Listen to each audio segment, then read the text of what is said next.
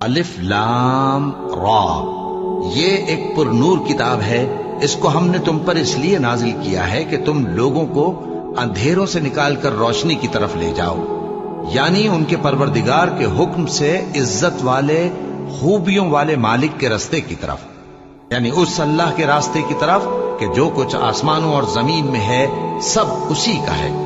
और उन काफिरों के लिए अजाब शदीद की वजह से तबाही और बर्बादी मुकद्दर है, जो आखिरत के मुकाबले में दुनियावी जिंदगी को पसंद करते और लोगों को अल्लाह के रास्ते से रोकते और उसमें कजी चाहते हैं। ये लोग बड़े दूर की गुमराही में हैं और हमने कोई पैगंबर नहीं भेजा मगर वो अपनी कौम की जबान बोलता था ताकि उन्हें अहकाम इलाही खोल खोल कर बता दे। फिर अल्लाह जिसे चाहता है गुमराह रहने देता है और जिसे चाहता है हिदायत देता है, और वो गालिब है, हिकमत वाला है।